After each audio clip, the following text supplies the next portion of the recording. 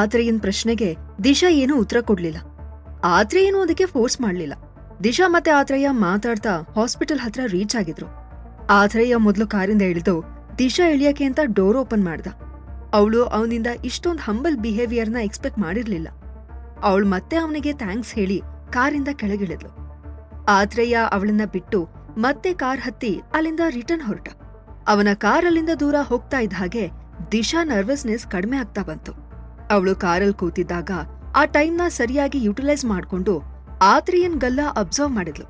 ಅದು ನಿಜವಾಗ್ಲೂ ಶ್ಯಾಡೋ ಗಲ್ಲಕ್ಕೆ ತುಂಬಾನೇ ಹೋಲ್ತಿತ್ತು.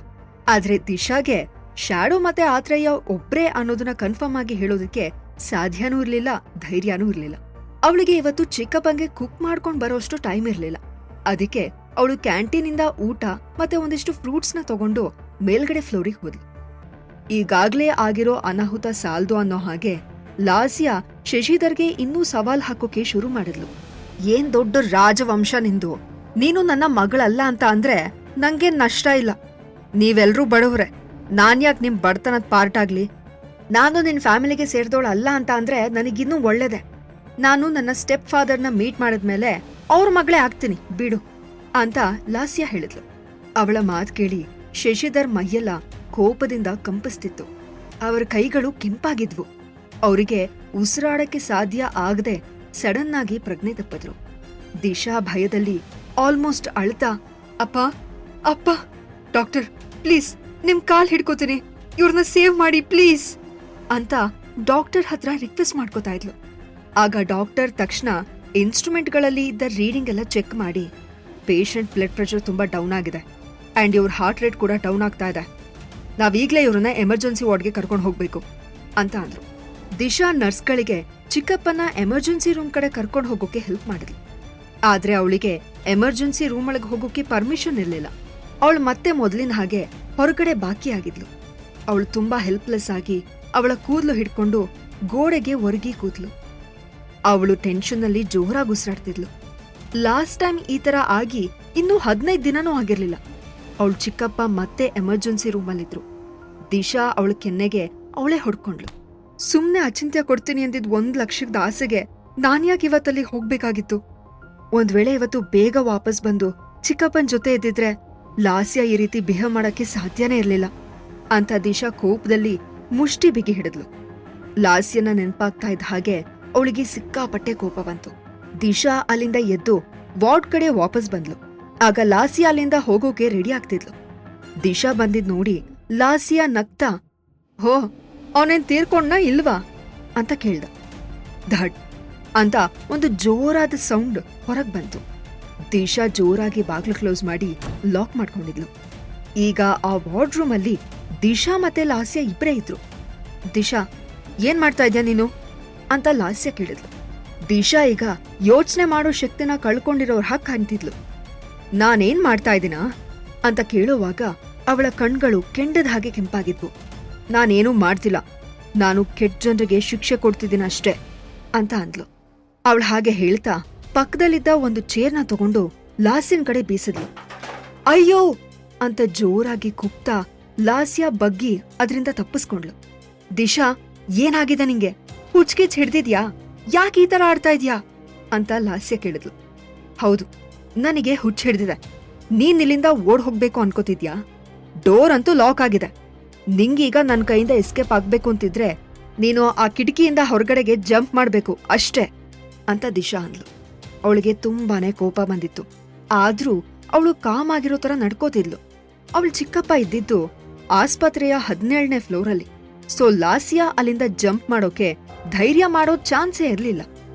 ಲಾಸ್ಯಂಗೆ ದಿಶಾನ ನೋಡೇ ಭಯ ಆಗ್ತಿತ್ತು. ಇಷ್ಟು ವರ್ಷಗಳಲ್ಲಿ ಅವಳು ಯಾವತ್ತೂ ದಿಶಾನ ಈ ತರದ್ ಲುಕ್ಕಲ್ಲಿ ನೋಡೇ ಇರ್ಲಿಲ್ಲ. ಲಾಸ್ಯಾ ಅವಿನಾಶ್ನ ದಿಶಾಯಿಂದ ಕಿತ್ಕೊಂಡಾಗ್ಲೂ ದಿಶಾ ಹೀಗೆ ಅಗ್ರೆಸಿವ್ ಆಗಿ ನೆಟ್ಕೊಂಡಿರ್ಲಿಲ್ಲ. ದಿಶಾ, ನಾನ್ ನಿನಗೆ ವಾರ್ನ್ ಮಾಡ್ತಾ ಇದ್ದೀನಿ, ನಾನು ಪ್ರೆಗ್ನೆಂಟು. ಇದು ಅವಿನಾಶ್ ಫ್ಯಾಮಿಲಿ ವಾರಸ್ದಾರ ಆಗೋ ಮಗು. ಒಂದ್ ವೇಳೆ ನನಗೇನಾದ್ರೂ ಪ್ರಾಬ್ಲಮ್ ಆದ್ರೆ ಅವಿನಾಶ್ ನಿನ್ನ ಸುಮ್ನೆ ಬಿಡಲ್ಲ ಅಂತ ಲಾಸ್ಯಾ ಹೇಳಿದ್ಲು. ಹೌದಾ? ಹಾಗಾದ್ರೆ ನಾನು ನೋಡೇ ಬಿಡ್ತೀನಿ, ಬರ್ಲಿ ಅವನು. ಲಾಸ್ಯಾ, ಅಪ್ಪಂಗೇನಾದ್ರೂ ಆಯ್ತು ಅನ್ಕೋ, ಅವ್ರ ಜೀವದ ಬದ್ಲಿಗೆ ನಾನ್ ನಿನ್ ಜೀವ ತೆಗಿತೀನಿ. ಅವಿನಾಶ್ ನಿನ್ನ ಯಾವಾಗ್ಲೂ ಕಾಪಾಡಕ್ಕಾಗಲ್ಲ. ಕೆಟ್ಟ ಜನರಿಗೆ ತುಂಬಾ ಕೆಟ್ಟದ್ದೇ ಆಗುತ್ತೆ. ನಾವ್ 3 ಜನ ಮತ್ತೆ ನಿನ್ ಮಗು ಒಟ್ಟಿಗೆ ನಾಶ ಆಗ್ಬಿಡೋಣ ಬಿಡು, ಆಮೇಲೆ ನಮ್ನ ದೇವ್ರು ಜಡ್ಜ್ ಮಾಡ್ಲಿ ಅಂತ ದಿಶಾ ಸಿಟ್ಟಲ್ ಹೇಳಿದ್ಲು. ದಿಶಾಗೆ ಅದೆಲ್ಲಿಂದ ಅಷ್ಟೊಂದ್ ಶಕ್ತಿ ಬಂತೋ ಅವಳಿಗೆ ಗೊತ್ತಿರ್ಲಿಲ್ಲ.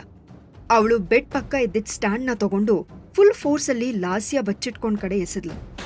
ವಾರ್ಡಿನ್ ಮೂಲೆಲಿ ಒಂದು ಜೋರಾದ ಸದ್ದು ಧಡ್ ಅಂತ ಕೇಳಿಸ್ತು. ಲಾಸ್ಯ ಅವಳ ತಲೆ ಮೇಲೆ ಕೈ ಇಟ್ಕೊಂಡು ಬೆಡ್ ಹಿಂದೆ ಹೋಗಿ ಬಚ್ಚಿಟ್ಕೊಂಡಿದ್ಲು. ಭಯದಲ್ಲಿ ಕೂಗ್ಕೋತಾ ಇದ್ಲು. ಆ ಸೈಡ್ ಸ್ಟ್ಯಾಂಡ್ ಚೂರ್ಚೂರಾಗಿ ಬಿದ್ದಿತ್ತು. ಮರದ ಚೂರ್ಗಳು ಎಲ್ಲಾ ದಿಕ್ಕಲ್ಲೂ ಹಾರಿದ್ವು. ಅವುಗಳಲ್ಲಿ ಕೆಲವು ದಿಶಾ ಕೈಕಾಲ್ಗೂ ಸ್ಕ್ರಾಚ್ ಮಾಡ್ತು. ಅದರಿಂದ ಸ್ವಲ್ಪ ಬ್ಲಡ್ ಕೂಡ ಬರೋಕೆ ಸ್ಟಾರ್ಟ್ ಆಯ್ತು. ಆದ್ರೆ ಅವಳೀಗ ಏನಕ್ಕೂ ಕೇರ್ ಮಾಡೋ ಪರಿಸ್ಥಿತಿಲಿ ಇರ್ಲಿಲ್ಲ. ಅವಳು ಸ್ಲೋ ಆಗಿ ಹೆಜ್ಜೆ ಇಟ್ಕೊಂಡು ಲಾಸ್ಯ ಬಚ್ಚಿಟ್ಕೊಂಡಿದ್ದ ಜಾಗನ ತಲುಪಿ, ಲಾಸ್ಯ ಹೊರಗಡೆ ಬಾ ಅಂತ ಕರೆದ್ಲು. ಲಾಸ್ಯ ಸಿಕ್ಕಾಪಟ್ಟೆ ಹೆದರ್ಕೊಂಡಿದ್ಲು. ಅವಳಿಗೆ ಇವಾಗ ಮಾತಾಡೋಕ್ಕೂ ಧೈರ್ಯ ಇರ್ಲಿಲ್ಲ. ಆದ್ರೂ ಕಷ್ಟಪಟ್ಟು, ದಿಶಾ ಏನಾಗಿದೆ ನಿಂಗೆ? ಈಗ ನಿಜವಾಗ್ಲೂ ಹುಚ್ಚಿಡ್ದಿರೋ ತರ ಆಡ್ತಿದ್ಯಾ ನೀನು? ಆ ವರ್ತ್ಲೆಸ್ ವ್ಯಕ್ತಿಗೋಸ್ಕರ ನೀನು ನಿನ್ ಜೀವನದ ಬಗ್ಗೆ ಯೋಚನೆ ಮಾಡೋದನ್ನ ನಿಲ್ಲಿಸ್ಬಿಟ್ಟಿದ್ಯಾ ಅಂತ ಕೇಳಿದ್ಲು. ಏನಂದೆ ಅವರನ್ನ? ವರ್ತ್ಲೆಸ್ ಮನುಷ್ಯ ಅಂದ್ಯಾ ಅಂತ ದಿಶಾ ವಾಯ್ಸ್ ರೈಸ್ ಮಾಡಿ ಕೇಳಿದ್ಲು. ಅವಳು ಬೆಡ್ ಪಕ್ಕಕ್ಕೆ ಹೋಗಿ ಸ್ಲೋ ಆಗಿ ಬಾಗಿ ಲಾಸ್ಯನ್ನ ಫೇಸ್ ಮಾಡೋ ತರ ಆಲ್ಮೋಸ್ಟ್ ಮಂಡಿ ಉರಿ ಕೂತ್ಲು. ಲಾಸ್ಯ, ನೀನ್ ಕಾಲೇಜಿಗೆ ಹೋಗ್ಬೇಕು ಅಂತ ನಾನು ಅಪ್ಪ ಎಷ್ಟು ಹಾರ್ಡ್ ವರ್ಕ್ ಮಾಡಿ ದುಡ್ಡು ಕಳಿಸ್ತಿದ್ವಿ ಅಂತ ನಿನಗ್ ಗೊತ್ತಾ? ಅದ್ಹೇಗ್ ನೀನ್ ಈ ತರದ್ ವ್ಯಕ್ತಿ ಆದೆ? ನೀನ್ ಈಗ ಯಾವ ವ್ಯಕ್ತಿ ಜೀವನಕ್ ಬೆಲೆ ಇಲ್ಲ ಅಂತಿದ್ಯಾ, ಅವ್ರು ನಿನಿಗೋಸ್ಕರ ಎಷ್ಟೊಂದು ಜನರು ಚಾಕ್ರಿ ಮಾಡಿದಾರೆ ಗೊತ್ತಾ? ನಿನ್ ಹೊಟ್ಟೆ ತುಂಬಾ ತಿನ್ಲಿ ಅಂತ ಎಷ್ಟ್ ದಿನ ಉಪವಾಸ ಮಾಡಿದಾರೆ ಅನ್ನೋ ಐಡಿಯಾನಾದ್ರೂ ಇದ್ಯಾ? ನೀನು ಬೇರೆ ದೇಶದಲ್ಲಿ ಓದೋ ಹಾಗ ಆಗ್ಬೇಕು ಅಂತ ಅವ್ರು ಎಷ್ಟೋ ರಾತ್ರಿ ಬರೀ 3-4 ಗಂಟೆ ನಿದ್ದೆ ಮಾಡಿ ಕೆಲ್ಸ ಮಾಡಿದಾರೆ ಗೊತ್ತಾ ಅಂತ ದಿಶಾ ಕ್ವೆಶ್ಚನ್ ಮಾಡಿದ್ಲು. ಲಾಸ್ಯ ಒಂದೊಂದೇ ಹೆಜ್ಜೆ ಹಿಂದೆ ಸರಿತಾ ಇದ್ಲು. ನಾನೇನ್ ಅವ್ರ ಹತ್ರ ಈ ತರ ಮಾಡಿ ಅಂತ ಕೇಳಿದ್ನಾ? ಅವ್ರಾಗವ್ರೇ ಮಾಡಿದ್ದು ತಾನೇ ಅಂತ ಅಂದ್ಲು. ದಿಶಾ ಕಾಮ್ ವಾಯ್ಸಲ್ಲಿ, ಓ ಹೌದಾ ಅಂತ ಹೇಳಿದ್ಲು. ಅವಳಿಗೆ ಈಗ ನಾನು ಲಾಸ್ಯಗೆ ಎಷ್ಟೇ ಹೇಳಿದ್ರು ಅದು ಕೋಣನ್ ಮುಂದೆ ಕಿನ್ರಿ ಬಾರಿಸಿದ ಹಾಗೆ ಅಂತ ಅರ್ಥ ಆಗಿತ್ತು. ಯಾಕಂದ್ರೆ ಅದನ್ನೆಲ್ಲ ಅರ್ಥ ಮಾಡ್ಕೊಂಡ್ರು ಒಪ್ಕೊಳ್ಳೋಷ್ಟು ನೈತಿಕತೆ ಲಾಸ್ಯಗೆ ಇರ್ಲೇ ಇಲ್ಲ. ಹಾಗ್ ಮಾತಾಡ್ತಾ ಇದ್ದ ಹಾಗೆ ದಿಶಾ ಆಲ್ರೆಡಿ ಡ್ರಿಪ್ಸ್ನ ಇಡೋ ಸ್ಟ್ಯಾಂಡ್ನ ಹಿಡ್ಕೊಂಡಿದ್ಲು. ಅದ್ನ ನೋಡ್ತಿದ್ದ ಹಾಗೆ ಲಾಸ್ಯ ಭಯದಲ್ಲಿ ಬಿಳಿಚ್ಕೊಂಡ್ಲು. ಅವಳು ನಡ್ಗೋ ವಾಯ್ಸಲ್ಲಿ, ದಿಶಾ ನೀನ್ ಏನ್ ಮಾಡಕ್ ಟ್ರೈ ಮಾಡ್ತಿದ್ಯಾ ಅಂತ ಕೇಳಿದ್ಲು.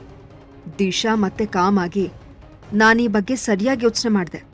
ಎಲ್ಲಿ ತನಕ ನೀನ್ ಬದುಕಿರ್ತೀಯ ಅಲ್ಲಿ ತನಕ ಅಪ್ಪನಿಗೆ ಖಂಡಿತ ನೆಮ್ಮದಿ ಇರಲ್ಲ. ನಿನ್ ಬಿಹೇವಿಯರ್ ನೋಡಿ ಅವ್ರಿಗೇನಾದ್ರೂ ಕೋಪ ಬಂದ್ರೆ ಅವ್ರಿಗೆ ನಿಜವಾಗ್ಲೂ ಏನಾದ್ರೂ ಹೆಚ್ಚು ಕಡಿಮೆ ಆಗುತ್ತೆ ಅಂತ ಹೇಳಿದ್ಲು. ಅವಳು ಆ ರಾಡ್ನ ಸರಿಯಾಗಿ ಲಾಸ್ಯ ತಲೆ ಮೇಲೆ ಎತ್ತಿದ್ಲು. ಹೆಲ್ಪ್, ಕಾಪಾಡಿ ನನ್ನ ಅಂತ ಕೂಗ್ತಾ ಲಾಸ್ಯ ದಿಶಾನ ತಳ್ಳಿ ಡೋರ್ ಕಡೆ ಹುಡುಗ್ಲು. ಅದೇ ಮೊಮೆಂಟಲ್ಲಿ ಯಾರೋ ಡೋರ್ ಒದ್ದು ಓಪನ್ ಮಾಡಿದ್ರು. ಅವಿನಾಶ್ ರೂಮ್ ಒಳಗ್ ಬಂದು ಲಾಸ್ಯನ್ನ ಗಟ್ಟಿಯಾಗಿ ಹಗ್ ಮಾಡ್ಕೊಂಡ.